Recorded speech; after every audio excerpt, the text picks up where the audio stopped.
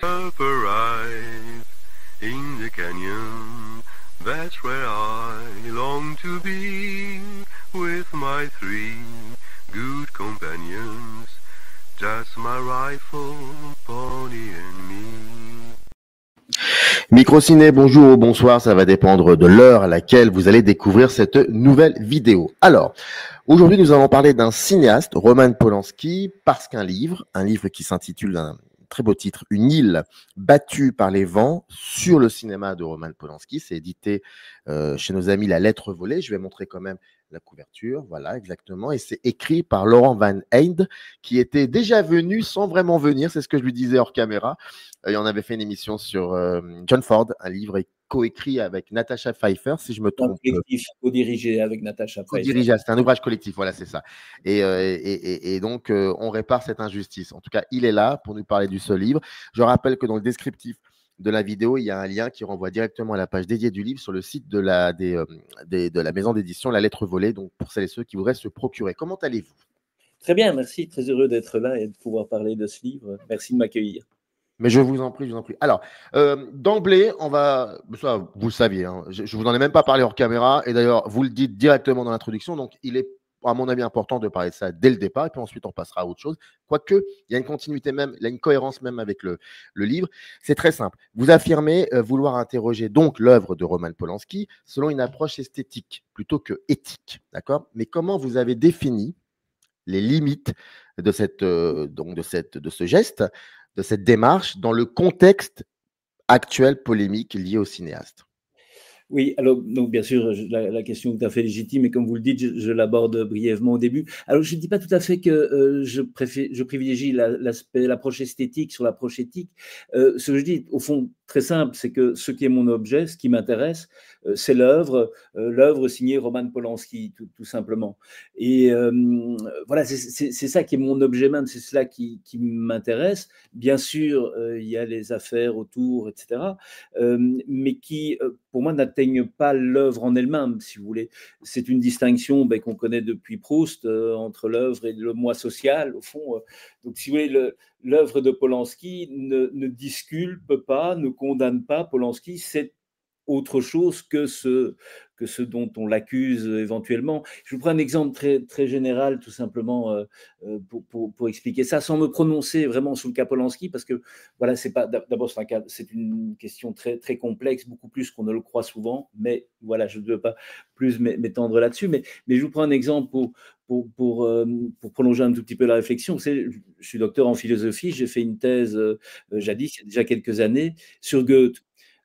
Jamais personne ne m'a posé la question sur la justification de travailler Goethe. Pourtant, je vous assure, quand on connaît la biographie de Goethe, il n'est pas toujours très sympathique, et le moins qu'on puisse dire, c'est qu'il aurait certainement aujourd'hui de fameux problèmes, et de manière tout à fait justifiée. Mais il n'empêche, Faust, les affinités électives, et le Meister, que sais-je, sont des œuvres majeures. Eh bien, il en va de même, je dirais, pour Polanski, c'est-à-dire qu'on a peut-être du mal aujourd'hui avec ce fait tout simple, qui est effectivement inconfortable, que de très grandes œuvres, des œuvres géniales, belles, que sais-je encore, peuvent aussi être le fait d'artistes, de personnes, je dirais plutôt de personnes dont on peut juger la moralité peut-être discutable. Et encore une fois, je le dis de manière tout à fait générale, sans parler précisément ici de Polanski. C'est un fait, voilà. Et pour moi, ce qui est important, c'est que l'œuvre elle-même, effectivement, ne soit pas, j'allais presque dire, ne soit pas moralement critiquable. C'est pour ça que je réagissais un petit peu sur le fait que l'approche n'est pas éthique. Je ne voudrais pas laisser penser que mon approche de l'œuvre de Polanski serait tout à fait indépendante de toute question morale, mais c'est de l'œuvre même que je parle. Et l'œuvre, éthiquement, est totalement inattaquable, me semble-t-il. Je me souviens d'une émission au moment de l'affaire des Césars, etc., ou une émission télévisée où Michel Simon était intervenu. Il avait dit ça très justement, mais que peut-on reprocher? Touche pas à mon poste, c'était chez Touche pas. Que peut-on reprocher à l'œuvre de Polanski? Rien. Alors pour le reste, mais franchement, je ne suis guère compétent, et en tout cas, c'est pas mon objet c'est pas l'objet de ce livre, tout simplement. Donc, vous voyez, c'est pour ça que je dirais, oui, c'est une approche esthétique, parce que mon travail est toujours, je suis un philosophe de l'art au départ, s'intéressant tout particulièrement au cinéma. Mon approche est de l'ordre de l'esthétique, mais ça ne veut pas dire qu'il y a une volonté de fermer tout à fait les yeux sur des questions morales, certainement pas, mais pour moi, elles sont dans les œuvres mêmes. Et là, les œuvres, en l'occurrence, ne me dérangent certainement pas chez Polanski, que du contraire, dirais-je même. Mais par contre, ce qui est intéressant, et c'est ce que vous tentez via le livre, c'est que c'est intéressant aussi de comprendre un petit peu par le prisme du cinéma, par le prisme de son cinéma, comment il regarde le monde, comment il se regarde aussi dans ce monde et comment le monde finit par le regarder. Je vais prendre tout simplement 2 exemples très précis, et je les invente pas, ils sont dans le livre. Il y a l'assassinat de sa femme Sharon Tate, le massacre de sa femme Sharon Tate, et ensuite, qu'est-ce qu'il fait comme film? Je crois que c'est Macbeth, si je me trompe pas, ou alors ou un autre film. Bref, et puis ce sont des films extrêmement violents, donc ça dit aussi peut-être certaines choses sur comment il a regardé cette situation-là, ou alors après, c'est effectivement après tout ce qu'on lui a reproché, il fait l'affaire Dreyfus. Enfin, si on reste dans le prisme du cinéma, j'entends bien vraiment dans le prisme du cinéma, c'est intéressant de questionner ces démarches filmiques-là, pour le coup. Oui, mais ça me semble très difficile de le rapporter comme ça directement à la biographie. Bien sûr, on peut avoir cette tentation, Ouais. sur d'autres enjeux aussi. Je parle beaucoup de l'espace clos, etc. Bien sûr qu'on pourrait jouer sur la relation de Polanski à l'expérience du ghetto, etc. Mais je crois que c'est toujours très difficile à faire, parce que tout simplement, je n'ai pas fait d'études personnelles sur Roman Polanski. Je ne connais pas Roman Polanski, je n'ai jamais rencontré non plus, etc. Donc, je me méfie de ces approches génétiques. Alors, vous voyez, c'est pour ça que je vous disais que ce qui m'intéresse, c'est l'œuvre signée Polanski. C'est qu'en fait, je l'explique un petit peu au début dans l'introduction, c'est qu'en fin de compte, l'auteur Polanski, pour moi, il n'est pas en amont de l'œuvre, il n'est pas tellement à l'origine de l'œuvre. Celui qui est à l'origine de l'œuvre, c'est le moi social Polanski, plus d'autres intervenants, etc. Alors ça, c'est important. Pardonnez-moi, je vous coupe la parole parce que c'est vrai que vous insistez beaucoup sur ça, entre la distinction entre l'auteur et le moi social. Et donc, à ce moment-là, je suis désolé de vous avoir interrompu, mais vous me tendez une perche. Donc, quelle place donnez-vous alors à cette autobiographie de Polanski dans votre analyse par rapport au moi social? L'autobiographie écrite, pour moi, Oui. ça fait partie de l'œuvre, pour une part. Évidemment qu'il y a une réécriture, etc. Je ne sais pas, je ne fais pas un travail d'historien sur Polanski. Est-ce qu'il réécrit certaines parties? Peut-être. Comment les juger, etc. Pour moi, c'est utilisable à partir du cinéma. C'est pour ça que je voulais dire que l'auteur n'est pas, pour moi, essentiellement en amont de l'œuvre, mais bien plutôt en aval. C'est-à-dire que Polanski, pour moi, il est défini par son œuvre. Beaucoup plus qu'on pourrait prétendre décrire ou décrypter la personne Polanski à partir de son œuvre. Ça, à mon sens, c'est vain. Et ce que je vous dis là, l'idée de l'auteur, au fond, qui est créé par son œuvre, eh bien, c'est une thèse, au fond, assez classique, qui remonte au romantisme allemand, etc. J'ai un petit peu travaillé jadis sur ces questions-là. Vous voyez, pour moi, Polanski, c'est l'auteur de ces œuvres-là, et il m'apparaît, la personnalité m'apparaît constituée par l'ensemble de ses œuvres, si vous voulez, mais c'est pas une personnalité sociale qui est accusée d'un certain nombre de choses aujourd'hui. C'est autre chose. Sinon, pourquoi parlerions-nous de Shakespeare? On ne sait quasiment rien sur Shakespeare. Ouais, on parle pourtant de Shakespeare. Shakespeare, ben, c'est l'auteur de ses œuvres, c'est tout. Et donc Polanski, pour moi, c'est cette figure qui prend forme à partir de ses œuvres, en devant ajouter, bien sûr, que ses œuvres, en même temps, sont des œuvres aussi largement collectives. J'y faisais allusion il y a un instant. Ce qui n'enlève rien au fait qu'il y a une cohérence de l'œuvre et qui est effectivement une marque du créateur qu'est Polanski. Voilà.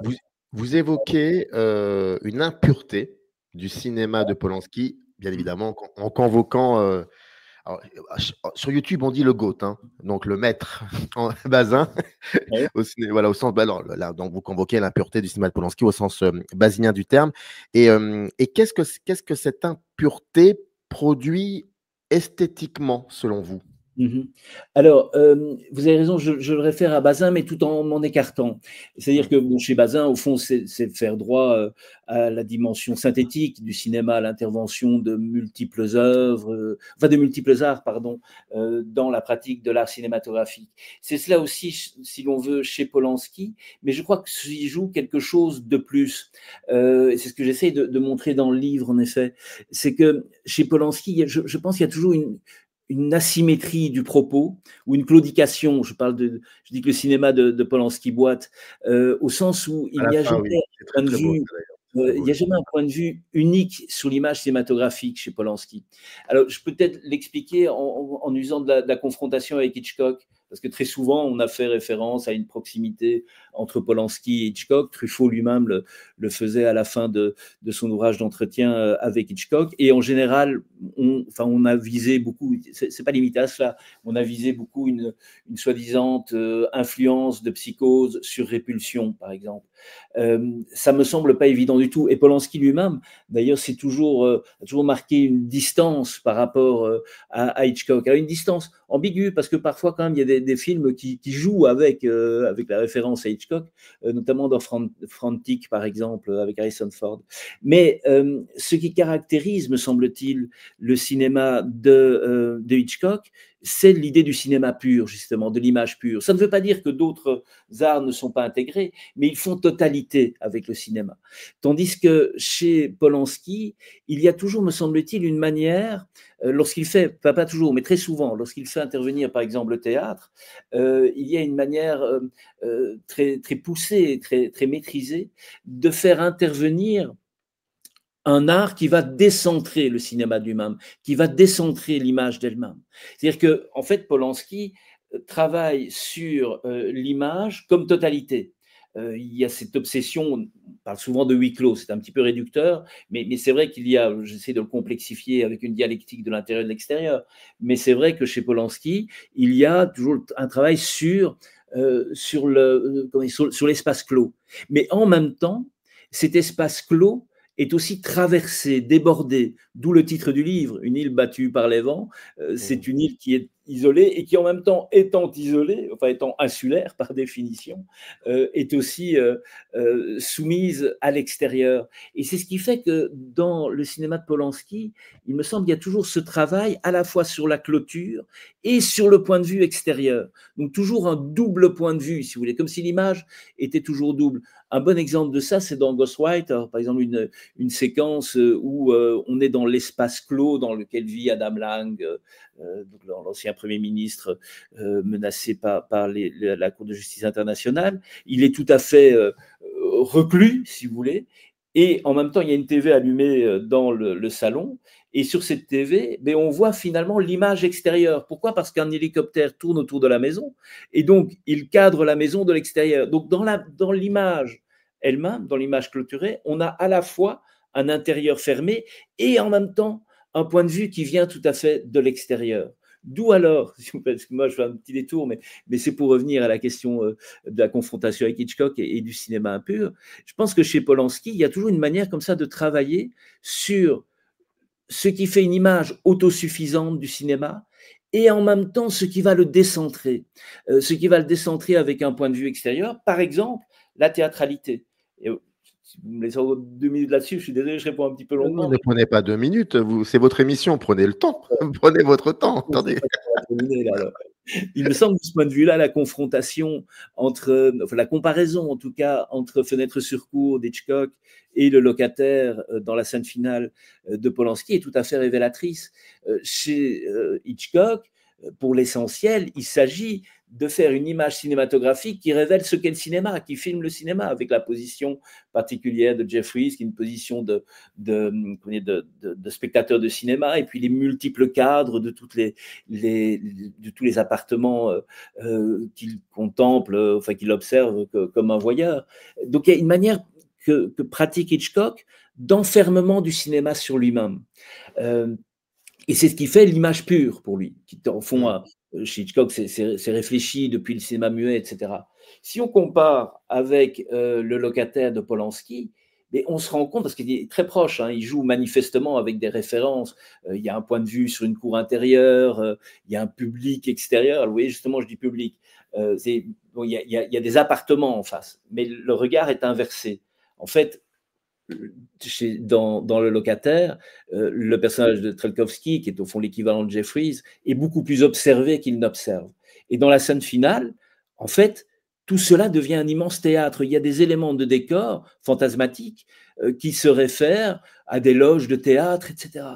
Et donc, on a un cinéma qui, en même temps, est déstabilisé par l'ouverture à un autre art, par l'ouverture au théâtre. Donc, c'est un cinéma décentré, un cinéma qui boite, si vous voulez, en tout cas qui n'est jamais purement et simplement dans la fermeture. Et ça me semble d'autant plus important que, j'y reviens, Polanski est en même temps obsédé par l'espace clos. Vous voyez, mais c'est ça que j'appelais la dialectique de l'intérieur et de l'extérieur. Je pense qu'on ne peut pas seulement parler de huis clos chez Polanski. Je crois qu'il faut parler de dialectique de l'intérieur et de l'extérieur, parce que le propre de l'espace fermé chez Polanski, c'est qu'étant fermé, étant clôturé sur lui-même, eh bien, par là même, il s'expose à l'extérieur. C'est pour ça qu'on a toujours deux regards, si vous voulez. Un regard qui est interne à l'image, et puis un regard qui vient comme de l'extérieur et qui décentre l'image polanskienne. Et on pourrait montrer ça dans de très nombreux films de Polanski, semble-t-il. Bon, ben voilà, j'ai pas une réponse un peu longue. Non, mais c'est parce que restons sur les influences. Je me permets, parce que c'est ce que vous dites dans le livre. Vous parlez de la peinture. Oui. Comme une espèce d'horizon d'analyse qui est assez essentiel. Alors pourquoi déjà cette référence picturale, pourquoi elle est privilégiée dans le livre plutôt que la musique ou que la littérature?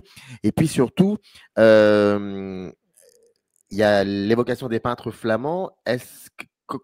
Quelle place tient l'influence des peintres flamands dans son œuvre?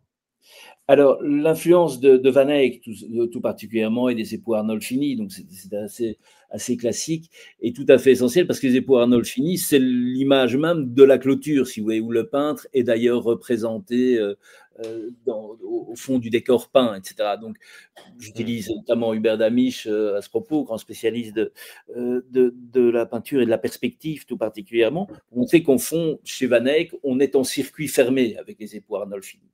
Et c'est effectivement une figure qui a beaucoup d'importance dans le cinéma de Polanski, au sens où, au fond, celui qui regarde, qui dans les époux Arnolfini est équivalent au peintre, hein, le point de vue du peintre et le point de vue du spectateur, compte tenu de la perspective, etc. Celui qui regarde est au fond intégré dans l'image. Le quatrième mur est derrière lui, si vous voulez. J'essaie de le montrer, notamment en utilisant des références au Richard III de Laurence Olivier. Donc, par là même, le spectateur chez Polanski, comme chez Van Eyck, est intégré, immergé, pour ainsi dire, dans l'espace, enfermé. C'est là qu'il y a vraiment cette idée, me semble-t-il, de fermeture ou d'enfermement. Donc, de ce point de vue-là, Van Eyck joue un rôle tout à fait important. Et d'ailleurs, il y a de multiples interviews où Polanski évoque d'ailleurs son admiration pour cette toile et l'importance que ça joue dans son cinéma.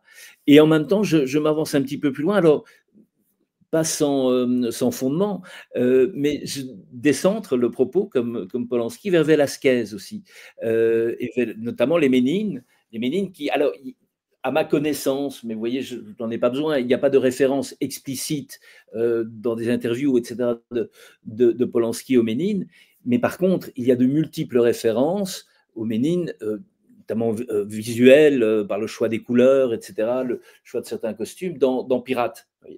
Et je pense que la peinture joue un rôle très important chez Polanski, notamment dans ce rapport entre les Ménines et les époux Arnolfini. Parce que les Ménines, c'est une toile, ça a beaucoup été montré, analysé, que ce soit par Arras, par Damisch ou même par Foucault, en réfléchissant sur ce qu'est la représentation.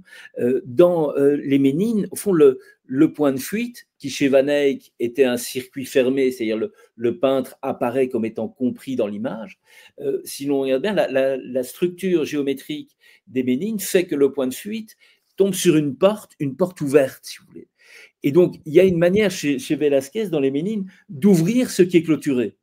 Et de ce point de vue-là, je pense que les deux œuvres se complètent très bien. Il faut d'ailleurs savoir que Velázquez, par ailleurs, connaissait très bien lui-même les Époux Arnolfini, puisque les Époux Arnolfini faisaient partie des collections royales qu'il supervisait à l'époque, Velázquez. Donc tout ça n'est pas un hasard, évidemment. Mais je dirais même, à la limite, encore peu importe. Ce qui est intéressant, c'est qu'esthétiquement, justement, ces deux œuvres se répondent, comme le huis clos, si vous voulez, ou l'intérieur fermé, et puis cet intérieur qui est néanmoins ouvert ou débordé, dans le cas des Ménines de Velázquez. Et donc, je pense vraiment que chez Polanski, l'utilisation enfin, les références à la peinture sont constituantes. Alors, vous voyez, là, on pourrait revenir à la question du début, parce que je pourrais justifier en disant, effectivement, il y a la formation chez Polanski au lycée des Beaux-Arts de Cracovie, qui est le moment où, d'après sa biographie, Roman par Polanski, il devient vraiment sérieux, si vous voulez. Mais ce qui m'intéresse, c'est la manière dont, à partir de l'œuvre, je peux aller rechercher l'importance, effectivement, de ce moment-là de sa formation. Comment, à partir de l'œuvre, je peux deviner une constitution picturale réellement de son œuvre. Et on pourrait multiplier les exemples. Alors, juste une petite nuance, enfin, c'est pas une nuance, je réponds au début de votre question. Vous dites pourquoi pas la musique, la littérature, etc. Il y aurait beaucoup d'autres possibilités, et notamment la littérature, et je ne désespère pas de le faire. Bien sûr, la littérature joue un rôle tout à fait essentiel dans l'œuvre de Polanski, que l'on pense bien sûr à Shakespeare, pour le Macbeth, entre autres. Il y a des tas d'influences shakespeariennes chez lui. Il y a Bruno Schulz, qui est une référence constante, Kafka, Beckett, etc.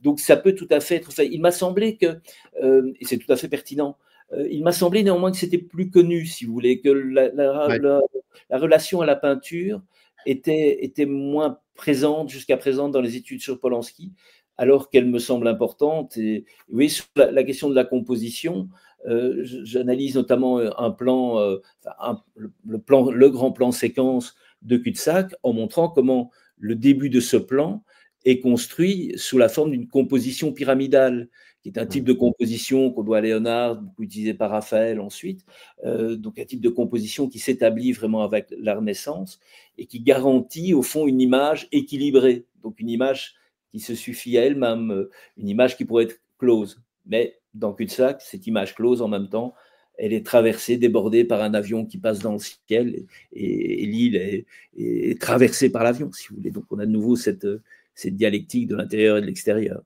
Voilà, toujours cette méthodologie. Restons dans les films, restons un peu dans les films. Si j'ai bien lu, Tess et Macbeth sont deux films qui ont une place assez importante en tout cas dans votre analyse dans le bouquin. Pourquoi? Alors, je dirais oui, mais pas assez. C'est que je leur donne un rôle particulier, mais parce que je compte y revenir dans un autre ouvrage qui ne sera pas seulement sur Polanski, mais sur le rapport du cinéma à l'histoire et à l'historicité. Et là, je reviendrai sur Macbeth, qui est un très, très grand film de Polanski. Je crois qu'il est trop peu connu. Il est complètement déconnu, ce film. Il est passé. Alors c'est un Macbeth très original, qui travaille vraiment sur la matérialité, sur la lourdeur, etc. Donc, ce sont des films sur lesquels je reviendrai. Ce sont deux films, alors, je ne dirais pas en marge du rapport, sinon je ne les aurais pas abordés, mais en marge du rapport dialectique de l'intérieur et de l'extérieur, mais qui le poussent jusqu'à une dissolution. On peut avoir l'impression que dans ces deux films, il y a une perte pour les personnages, une perte de rapport à l'intérieur. Dans Macbeth, on a une errance constante, alors c'est un petit peu provoqué aussi, bien sûr, par le texte même de Shakespeare, mais une errance de château en château, et de châteaux qui sont au fond, qui sont interchangeables, pour ainsi dire. Donc, ce sont des intériorités dans lesquelles on ne peut jamais totalement s'établir. Et donc, il y a Macbeth, le Macbeth de Polanski est vraiment un Macbeth qui erre fondamentalement. Et on peut dire que c'est un petit peu la même chose chez Tess. L'image d'ailleurs très souvent que l'on a de Tess, les souvenirs que l'on a visuels de ce film, mais c'est Tess sur les chemins, quoi, et qui reparcourt sans cesse des chemins en ne trouvant jamais aucune intériorité, aucun espace clos protecteur, parce qu'effectivement, les espaces clos protecteurs sont toujours des espaces clos qui exposent aussi. Et dans Tess, je crois que Tess est essentiellement exposé, mais pour autant, vous voyez, cet intérieur, cet enjeu de l'intérieur, ne disparaît pas. Je pense il est tout à fait présent, mais présent comme perdu. Il y a au fond une nostalgie de l'intérieur qu'à mon sens, on peut deviner notamment dans la forme circulaire, simplement. La forme circulaire symbolisant l'intérieur est très, enfin, comme matérialisant même l'intérieur, est très présente chez Polanski. Et au début du film, bon, d'un premier plan séquence qui arrive sur un carrefour, etc. Puis il y aura la scène de danse à l'heure du crépuscule, etc., à l'heure magique. Et le disque solaire apparaît. Et puis on se souvient qu'à la fin de Tess, de la même manière, le disque solaire apparaît aussi, mais de manière très mélancolique, comme en référence à sa première apparition au début du film. Et il apparaît à l'horizon de Stonehenge, où Tess est abandonnée.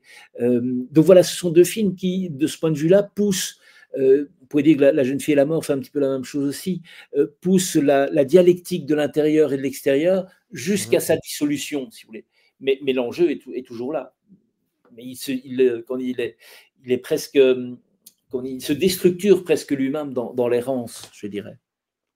Et c'est pour ça que si on reste toujours sur cette dialectique extérieur-intérieur, intérieur-extérieur, pardon, c'est pour ça que par exemple un film comme Le Pianiste, vous décidez de l'analyser très judicieusement d'ailleurs à partir d'une dialectique, pardon, sonore et spatiale avec l'explosion, je crois, dans la radio Dans la et radio, voilà. qui pourrait Oui, peut-être être une des images marquantes de la filmo de Polanski pour vous. Est-ce ouais. qu'on est toujours dans cette méthodologie-là? Oui, tout à fait. C'est-à-dire que, en fait, le pianiste peut être abordé de deux manières en même temps. D'une part, proche, j'aurais pu le citer à la suite de Tess et Macbeth, comme aussi, bien sûr, expérience de l'errance, les intérieurs qu'il faut sans cesse fuir, etc. Mais je peux, donc là, comme presque une déstructuration de la dialectique, mais c'est vrai que j'analyse la séquence initiale comme incarnant par excellence cette dialectique en même temps, puisque on a affaire au pianiste qui est en train d'interpréter Chopin dans un studio alors fermé à l'intérieur, clos à l'intérieur d'un espace clos qui est celui du bâtiment de la radio. Et Polanski insiste beaucoup sur la manière dont les lieux sont calfeutrés. Il y a en fait du gros scotch comme ça pour résister, pour que les vitres résistent au bombardement. Donc on a l'impression vraiment que on est protégé dans cet espace. Et puis le film commence vraiment avec le bombardement, les vitres qui explosent et effectivement le vent qui déborde cet espace insulaire, si vous voulez, le souffle plutôt, j'aurais dit le souffle ici, qui déborde tout à fait l'espace insulaire qui est le lieu de départ, si vous voulez. Et on y reviendra d'ailleurs à la fin du film, hein, mais avec beaucoup de mélancolie à nouveau. Exactement, et la gestuelle sera peut-être différente. Effectivement, j'ai revu le film récemment et oui, oui, je suis d'accord, ouais, effectivement. Mais je vais me permettre une comparaison peut-être un peu provocatrice et j'en suis fort désolé. Mais quand vous dites une île battue par les vents, si on reste encore dans le film Le Pianiste, hein, pour le coup, Ouais. est-ce qu'à un moment ou à un autre, le ghetto de Varsovie, c'est-à-dire ce qui va devenir, est-ce que ce serait cette île qui serait battue par d'autres vents plutôt contraires? Bien sûr, je pense que les vents sont toujours contraires hein, chez Polanski. Il déborde toujours, il menace toujours. Et donc oui, bien sûr, dans le pianiste, le ghetto est en même temps au début ce qui pourrait apparaître comme un moment de protection, quand la famille se rassemble, etc. Ouais. Mais le ghetto en même temps est ce qui expose totalement à la menace extérieure. Donc oui, c'est pour ça que je vous disais, on pourrait jouer là-dessus, je ne vais pas trop le faire, mais sur la logique du ghetto et l'expérience du ghetto de Polanski comme étant potentiellement un foyer de cette esthétique. Ça, oui, certainement. Oui, tout à fait. Alors restons dans l'histoire. Je l'ai un peu évoqué, enfin je l'ai évoqué, non, je l'ai mentionné, c'est tout. Mhm. J'accuse. Et vous Ouais. parliez aussi de l'historicité par rapport au fait qu'il y a un projet littéraire, voilà, plus tard. Mais alors, quelle place occuperait, selon vous, J'accuse, dans votre lecture du rapport à Polanski, enfin du rapport de Polanski à l'histoire et au régime d'historicité? Ah. Très bonne question. Je ne l'ai pas encore travaillé. Donc, il faudrait que je l'analyse. Là, vous m'interrogez sur le livre futur que je n'ai pas encore écrit. Je suis très bon pour ça. Voilà. Euh, J'ai du mal à vous répondre précisément parce que, en fait, je ne suis pas sûr de traiter de J'accuse dans cette perspective-là précisément. Oui. Euh, j'ai- j'ai- En fait, je pense que J'accuse a un statut, je dirais pas particulier, mais il me semble que ce qu'on peut en dire, c'est pour dire autre chose que la dialectique de l'intérieur et de l'extérieur, qui est néanmoins tout à fait le point de départ aussi, avec comment dire, le moment où il est dégradé et condamné sur une place entourée comme un cirque finalement, entouré de militaires, etc. Et puis en même temps débordé par des journalistes, etc. Je pense que j'accuse, je travaillerai aussi, enfin, j'ai fait un petit article là-dessus, je ne sais plus, un an après la sortie, je pense à peu près dans Positif, en travaillant sur le rapport au roman gothique et à l'espace qui enferme, encore une fois, mais l'espace trouble qui échappe également. Vous savez, c'est tout ce bâtiment où on travaille, où on mène l'enquête, etc. Et où finalement on va pouvoir commencer à émettre des doutes sur la culpabilité de Polanski. Il y a un travail là aussi sur l'utilisation du grand angle, etc., qui est une manière de déstabiliser l'espace représenté. Je pense que c'est comme ça que j'approfondirais J'accuse, pour essayer de vous dire autre chose que ce qui est dans le livre. Hein. Donc, ce qui est dans le livre actuel, c'est vraiment c'est surtout un travail au fond, sur le cirque que représente la condamnation de Dreyfus, sur le cirque, pour ainsi dire, de manière matérielle, spatiale, quoi, effectivement. Et donc, peut-être que j'y reviendrai plus tard, et donc je saurais peut-être encore mieux vous répondre à ce moment-là sur ce sujet-là. Mais je crois qu'il y a oui, vous parliez de rapport à la littérature. Là, il ne faudrait pas du tout qu'il y ait. En tout cas, je suis convaincu qu'il est possible de voir J'accuse avec un travail sur ces espaces typiques du roman gothique anglais. Voilà.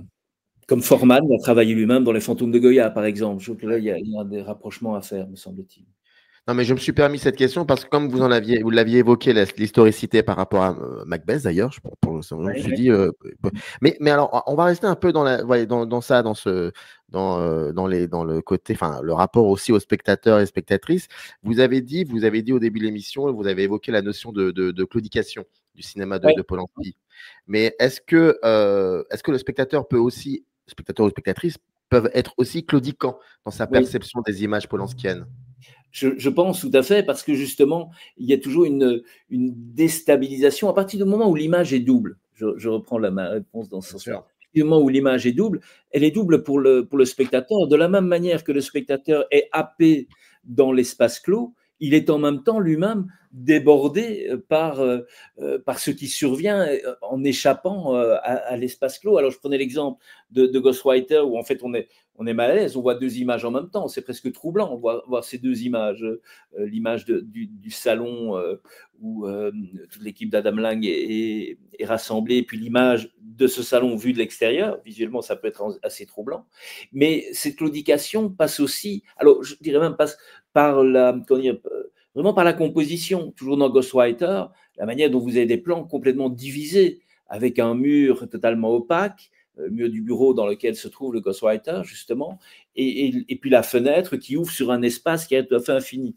Cela sur une île, puisqu'on est à Martha's Vineyard, donc on est dans un espace insulaire. Mais là où la claudication, me semble-t-il, est peut-être... Enfin, je pense qu'elle implique toujours le spectateur, mais là où le spectateur la ressent peut-être de la manière la plus directe, c'est quand cela conduit à un jeu sur des styles différents. Et j'y insiste aussi dans le livre, c'est ce qui se produit, me semble-t-il, quand Polanski joue à la fois sur la dimension tragique et la dimension burlesque. On a du tragique et du burlesque en même temps. Alors, l'exemple le plus frappant et qui est vraiment, me semble-t-il, est déstabilisant, hein, donc totalement voulu maîtrisé, je dirais, par Polanski. Je pense à cette séquence de Chinatown où le détective Gittes, joué par Jack Nicholson, n'a pas encore compris que Faye Dunaway était victime d'un inceste, et il l'interroge, il est convaincu qu'elle ne lui a pas tout dit, qu'elle le trompe, etc. Il ne lui fait pas confiance. Et c'est un moment très violent, puisqu'il finit par la gifler, mais il la gifle à plusieurs reprises.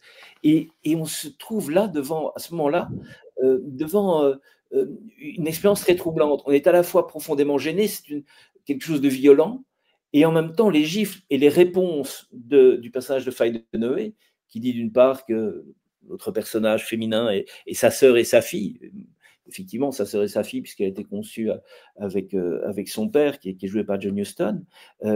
Donc, les réponses elles-mêmes sont troublantes. Il lui dit, mais qui est-elle? Il lui répond une fois ma fille, une gifle, ma sœur. Bon, et donc, ça devient complètement, j'allais dire, absurde. Oui, parce qu'il y a souvent un jeu avec l'absurde aussi chez Polanski, mais ça devient littéralement burlesque au sens presque de chaplinesque, si vous voulez.